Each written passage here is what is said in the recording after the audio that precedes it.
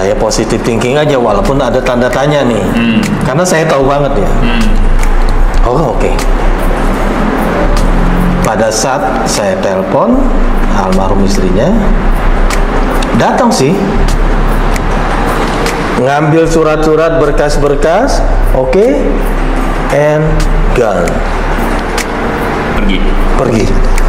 Dan tidak kembali.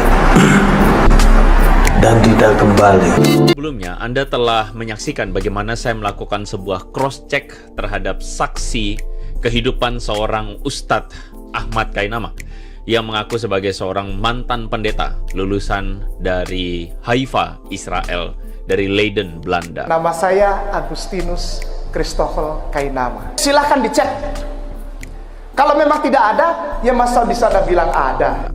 Dan Anda bisa melihat bagaimana di situ dibukakan bahwa seluruh kisah atau pengakuan dia sebagai mantan pendeta dan lulusan teologi itu adalah sesuatu yang isapan jempol belaka. Kalau ada nama pendeta ditulis di situ ada namanya Agustinus Kainama, silakan rumah saya diambil. Dan video itu kemudian memberikan sebuah respon atau ada orang-orang yang berkomentar dari video tersebut di mana muncul saksi-saksi yang lain yang mungkin tidak saya wawancarai. Misalnya dari Chris Sunline, ditabiskan, di mana kamu Gus? Aku temenmu waktu di gereja loh Gus, ingat kamu selalu panggil aku Bude Christine misalnya. Lalu kemudian ada lagi dari teman kita mengaku bahwa tahun 2006 saya SMA di Tunas Harapan Bogor dan Agus Kainama adalah guru kesenian gue, ya. Lalu kemudian ada teman dari Agus Kainama ya yang mengaku bahwa tahun 2007 Agus adalah MC ketika dia menikah. Lalu ada lagi teman yang lain yang mengaku tahun 2008 bahwa Agus Kainama adalah MC pernikahan dia. Nah, dari keterangan para saksi itu saja kita sudah bisa menarik kesimpulan bahwa pengakuan Ustadz Ahmad Kainama adalah sebuah pengakuan yang adalah isapan jempol. Itu adalah sebuah kebohongan. Dan saya sangat memaklumi jika ada di antara teman-teman yang kemudian marah dan bahkan benci kepada Ustadz Ahmad Kainama. Tetapi saya sangat suka dengan salah satu komentar dari teman kita yang mengatakan, pada awalnya saya marah dan benci, tapi harus mengampuni dan mengasihi beliau seperti yang Yesus ajarkan. Lalu ada lagi yang mengatakan, ketika saya melihat video ini, saya cuma mau bilang, kami tetap mengasihimu, Pak Agustinus Kainama. Entah apa yang terjadi, kita sebagai pengikut Kristus hanya bisa membawa di dalam doa. Dalam hal ini teman-teman, saya sepakat dengan teman-teman kita barusan bahwa mungkin pada awalnya kita bisa marah, pada awalnya kita bisa kecewa, tetapi Tuhan memanggil kita untuk mengampuni sebagaimana Tuhan telah mengampuni kita. Meskipun tidak mudah, tetapi saya yakin bahwa ini adalah satu hal yang harus diusahakan. Nah, karena itu teman-teman, saya mengajak teman-teman melihat dari sisi lain seorang Ahmad Kainama atau Agustinus Kainama. Bagaimana hal ini akan membantu kita untuk melihat dengan lebih utuh. Yuk kita saksikan sama-sama. Jadi dari tahun 90-an itu dia tinggal, saya bawa dari Tanjung Priok ke rumah saya. Tinggal di rumah di ya, Bogor ya? Tinggal di rumah saya, makan, tidur itu sama saya, transport pun sama saya. Jadi yang tinggal di rumah saya itu tanya dia, si buta itu. Mereka orang menyebut rumah saya itu namanya Bungalong. Ada Agus, ada yang namanya Kenny, ada Yeng, Maringka, ada Vicky, ada Roy. Dan mereka tuh tidur tuh di bawah-bawah itu. Tempat tidur saya nggak ada yang berani ganggu mereka, gitu. Jadi mereka menempatkan mana yang kosong. Dari tahun 90 ya, itu saya bawa Agus, ya dengan harapan ada satu perubahan. Karena itu akan bisa membantu keuangan si Agus biar dia dapat pendapatan. Artinya dengan skillnya dia bisa menghasilkan yang luar biasa. Dengan talentanya dengan talentanya dia bermusik, bener. MC juga ya? Iya, MC-nya di Bogor tuh boleh dibilang hebat. Nyanyinya semua di grup band semua tuh yang namanya Agus, Kota Bogor sampai Puncak banyak orang kenal.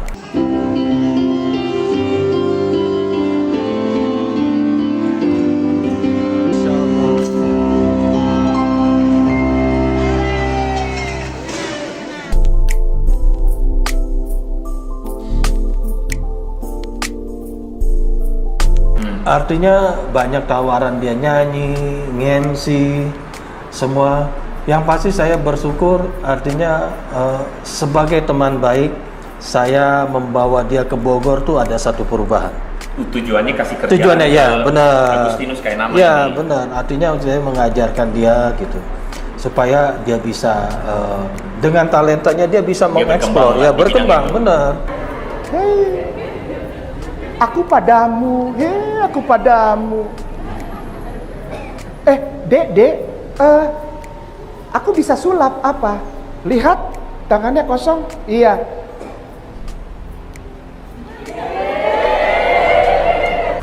Dia orang yang multi talenta.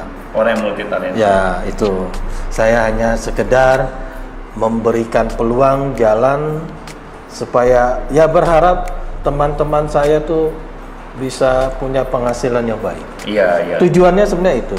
Makanya di rumah saya itu silakan. Di rumah saya itu bungalow itu terbuka.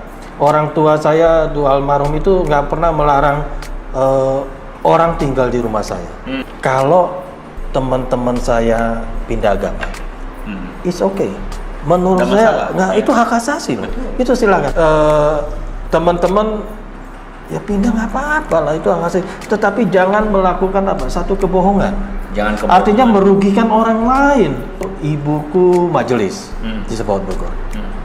Pada saat dengar begitu bilang, loh itu Agus Kainama itu bukan yang tinggal di rumahnya Tante Lusterik tuh. Yesus gila, Paulus gila, orang berbahasa lidah gila. Loh itu Agus Kainama itu bukan yang tinggal di rumahnya Tante Lusterik tuh. Iya benar, segala macam. Oh begitu.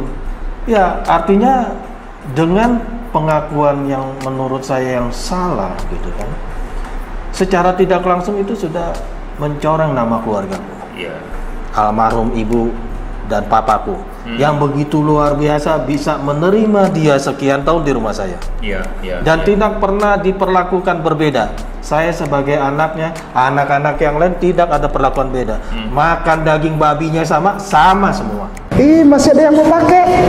Silahkan ikutan makan babi kecap. Makan daging babinya sama semua. Sama, nggak ada yang dibeda-bedain. Iya. Semua segala macam. Jadi dengan pengakuan yang seperti ini sebenarnya ya merugikannya banyak dari GPIB Sepaut Bogornya. Ya gereja juga. Gerejanya, keluarga saya. Kalau mau ngarang janganlah jadi pendeta di GPIB Sepaut Bogor. Gila, ini kita nih masih hidup, puji Tuhan. Semua manusia di Priuk juga akan buat pengucapan syukur kalau dia jadi pendeta. Apalagi S1, S2, S3 semua satu Priuk, bro. Gandaria itu buat pengucapan syukur. Bisa kita datangin kita apa ya namanya? Klarifikasi. Podcast bersama. Artinya kalau mau ngomong jujur pahit. Artinya kalau mau ngomong jujur pahit. Saja menyaksikan bagaimana kenangan dari teman-teman Kainama yang baik kepada dia. Meskipun memang pada akhirnya kita melihat bahwa ternyata tidak semuanya selalu berjalan dengan baik. Ada hal-hal yang mungkin menjadi kekecewaan dari para sahabat Kainama. Seperti yang berikut ini. Pak Victor kenal Kainama waktu itu tahun 2004 ya? Iya, dan Pak Agus ini adalah seorang asisten pelatih. Oh, dia asisten pelatih? Asisten pelatih di Paduan Suara yang saat itu dipimpin oleh Pak Dede Nainggolan. Jadi Pak Dede Nainggolan adalah pimpinannya dan Pak Agus ini adalah asisten pelatih. Dan beliau juga secara luar biasa menguasai semua angka not balok, dia pintar sekali. Sejauh ini yang saya kenal, memang dia pintar pada saat dia mengupas isi Alkitab, dia pintar. Ketika Paduan Suara akan mulai latihan, biasanya suka ada ibadah singkat. Beliau yang kupas Alkitab dan dia buat renungannya untuk kita. Sejauh itu hebat. Jangan-jangan Bagus. gurunya gue ya. Bisa Dia kan jadi. tahun itu kan dia keluar dari rumah gue ya, udah married. Iya, betul. Mungkin selama itu mungkin dia berguru sama gue kali ya. Bisa jadi. Mentornya, Bung Evan. Mentornya, kalau mentornya saya kacau. Dan dia termasuk salah satu orang yang begitu beliau berdoa tuh enak bagus. Ya? Jadi Bahasanya tertata baik. Katanya tertata baik. Dia pintar sekali Yap. ini ya. Memang Ya. bertalenta ini orang. Ya, Iya. kalau kita ngomong di periode itu speak dewa. Speak dewa. Kalau masalah speak dewa Hebat. Kayak nama nih. juara. Artinya saya harus akui kalau ngomong speak gitu ya. Luar biasa. Apalagi kalau Ambon su bisa main gitar, su bisa main piano, selesai sudah. Dunia selesai. Semua wanita dia rayu. Sampai nanti ada kambing perempuan lewat dia rayu juga itu. Artinya saya harus akui kalau ngomong speak gitu ya. Luar biasa. Setelah mendengar testimoni dari para sahabat Kainama ini, bagaimana dia adalah seorang yang pandai bermain musik, seorang yang pandai untuk kemudian menyanyi, lalu menghibur orang-orang di depan umum. Saya membayangkan agak sulit memang memikirkan kok sepertinya kenapa Kainama berubah 180 derajat menjadi orang-orang yang kemudian mengoposisi komunitasnya atau kekristenan. Kita saksikan sama-sama. Teman-teman ya, jadi maksudnya tiba-tiba kapan tahu bahwa dia sudah ada di agama seberang? Yang saya tahu itu dia ngajar paduan suara di salah satu sekolah swasta di daerah Cibubur. Yang saya tahu itu tahu dari almarhum istrinya. Saya ke rumahnya mau ngasih job. Sudah sekian hari nggak pulang. Saya balik lagi, belum pulang juga. Kemana sih? Ya katanya sekolah ini paduan suaranya bertanding di luar negeri. Iya. Oh ya? Waduh, oh gitu. Iya kak, tapi nggak tahu benar apa enggak. Iya. Itu menurut almarhum istri. Saya positif thinking aja walaupun ada tanda tanya nih, karena saya tahu banget ya. Oh oke. Pada saat saya telepon almarhum istrinya, datang sih, ngambil surat-surat berkas-berkas, oke, and gone. Pergi dan tidak kembali. Dan tidak kembali.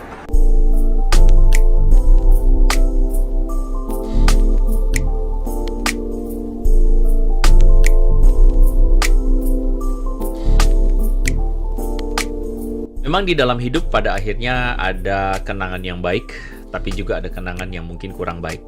Tetapi bagi dua sahabat dari Ustadz Ahmad Kainama, atau yang kita kenal dengan Agustinus Kainama, ada sebuah harapan yang baik. Ada sebuah harapan untuk keadaan Ustadz Ahmad Kainama bisa lebih baik. Seperti apa harapan mereka? Kita saksikan.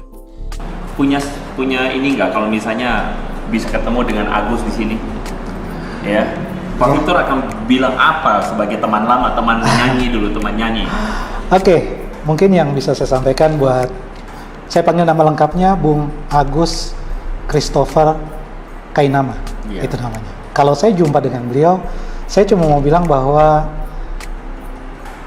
kehebatan, talenta yang dia punyai, gunakanlah sebaik mungkin secara positif, tidak belok kiri kanan, dan kalau mau mensiarkan sesuatu, siarkanlah sesuatu yang benar.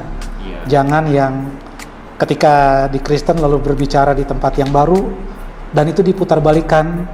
Dan saya juga sering lihat beberapa cuplikan video beliau bahwa jangan sekedar ambil ayat sembarangan, dan yang terakhir, stop lakukan kebohongan. Sayang, dengan potensi sehebat ini harusnya Bung Agus bisa lebih baik dari sekarang.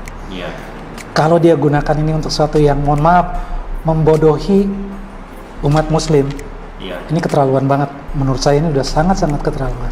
Karena sudah membodohi dan menyampaikan banyak data yang tidak benar, yang selama ini beliau klaim valid, dan ternyata kalau ditanya buktinya, dia tidak mau kasih lihat buktinya yang mana. Kami sebagai teman-teman di Bogor itu sebenarnya sayang sekaligus kasihan dengan kondisinya seperti ini. Jadi kalau mau saya bilang, please wake up. Come on, wake up. Jangan tidur melulu. Wake up. Jangan hanya untuk mencari uang dengan mencari dengan jalan seperti ini. Nggak ada. Dia punya bakat. Ya. Lu nggak menjadi, ya artinya dengan potensi lu yang ada, nggak perlu lu menjual lu menjadi seorang pendeta pindah, nggak perlu. Lu jalanin dengan talenta yang Tuhan telah berikan kepada lu, lu hidup bro.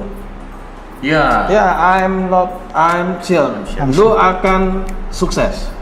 Nggak perlu lu harus penipuan A, B, C, nggak perlu. Dengan bakat yang Tuhan sudah berikan, lu bisa sukses. Lu seorang MC yang hebat, penyanyi yang hebat, Guru yang apa? Guru musik Lu yang hebat guru juga. musik ya. Kita tuh bukan hanya ngebangun band, ngebangun sekolah musik. Dia ngajar keyboard plus vokal, aku ngajar bass. Itu di Bogor. Kita bangun sama-sama. Itu. Dan luar biasa, makanya saya menyayangkan maksud gini, lebih baik pakailah talenta yang Tuhan berikan untuk menjadi sumber nafkah buat keluarga lu. Menurut gua itu luar biasa. Menjadi orang sukses banyak jalan menuju ke Roma. Lu bisa menjadi pendakwa yang hebat tanpa harus menjual lu sebagai pendeta. Lu bisa menjadi hebat, bisa. Tanpa harus ngomongin Tanpa harus, Kristen. ya benar. Ya. Lu menjadi penyanyi yang hebat, you bisa. Lu menjadi MC hebat, lu bisa. Semuanya sudah ada. Ya. Ya, bisa menjadi hebat tanpa harus menjual kebohongan kepada orang-orang. Ya, semoga lu bisa menjalani kehidupan lu menjadi seorang pendakwa yang baik aja. Ya. Beritakan kepada saudara-saudara, teman-teman kita yang di sana masalah tentang apa hal-hal yang baik. Kalau semua pendakwa sebagai pemuka agama semuanya berpikir seperti Indonesia aman, bro. Perbedaan itu indah, tapi jangan dipolitisasi menjadi hal-hal yang menjadi perpecahan. Anda baru saja menyaksikan testimoni dari kedua sahabat Agustinus Kaienama yang kita kenal dengan Ustadz Ahmad Kaienama saat ini. Mereka mengatakan bahwa teman-teman gereja GPIB Sebaut sebenarnya sangat menyayangkan, sayang kepada Agustinus, tapi juga menyayangkan pilihan yang dia ambil. Siapa yang bisa menyangka bahwa seorang yang penuh dengan talenta, bermain musik, berbicara dengan kata-kata yang baik, bahkan Pak Victor bisa mengatakan tadi bahwa dia bisa membagikan firman Tuhan, renungan akan firman Tuhan. Siapa yang menyangka dia akan memilih jalan yang demikian? Itulah sebabnya benar apa kata firman Tuhan dalam 1 Korintus pasal 10 ayat 12. Sebab itu siapa yang menyangka bahwa ia teguh berdiri, berhati-hatilah supaya ia jangan jatuh. Saya pikir hal ini pun berlaku kepada setiap kita.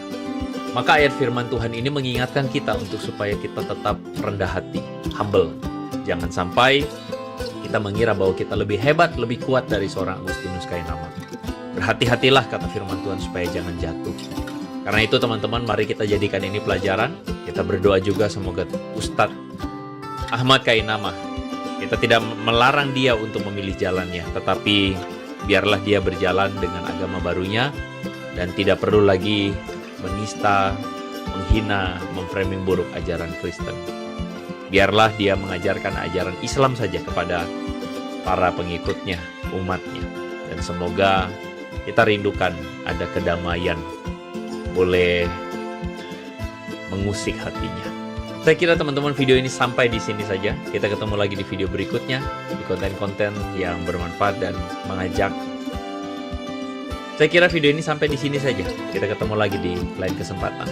So, make it simple and make it meaningful. God bless you.